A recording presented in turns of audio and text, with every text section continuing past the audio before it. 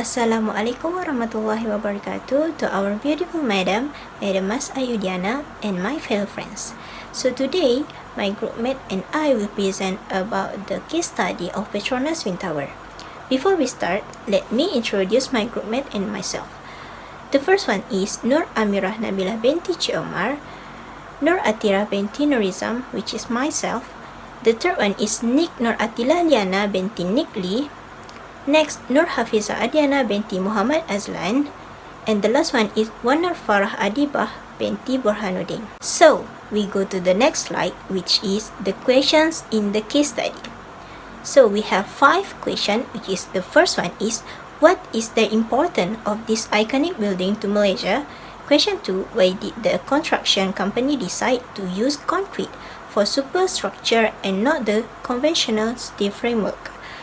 Third, for your opinion, what is the advantage of using 2 different contractors for each towers? The next one is draw the PERT diagram based on this iconic building. And the last one is determine the completion time of this project. So, we go to the first question. First question is, what is the importance of this iconic building to Malaysia? So, I will answer this question. Petronas Twin Towers are so important for Malaysia because, first, it symbolizes of modern Malaysia. Second, to represent Malaysia's increasing wealth and the nation's desire to feather more prominently on the international stage. Third, it symbolizes as a global power in the 21st century. Next, it will an amazing collection of attraction to attract the tourists to come to the Malaysia. The last one is it symbolizes the desire and aspiration of all Malaysians to be the better country. Thank you. So I will pass this presentation to the next presenter. Hi, Assalamualaikum. My name is Nur Hafiza Adiana binti Muhammad Azlan and I will present for questions 2. The question is, why did the construction company decide to use concrete for superstructure and not the conventional steels? Okay, from this question, we can say the answer is from the articles. The answer is construction company wants to save cost, energy and time in training the workers. Malaysians workers are good in handling a concrete construction methods. They have more experience with concrete rather than conventional steel framework. Second, they want to save cost in buying the materials.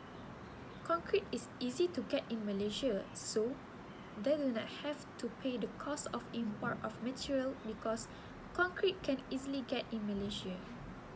Last but not least, concrete are heavier than steel, which is concrete twice width of steel. Assalamualaikum, my name is Nik Noratila Liana binti Nik Lee.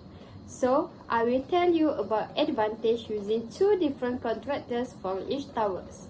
In my opinion, I think when use 2 different contractors, the project can be complete quickly. It is because by hiring 2 contractors, the project will have more subordinate staff and will be complete on time or ahead of schedule. Next, can give ideas design quickly. When use 2 contractors, able to give thoughtful and creative ideas.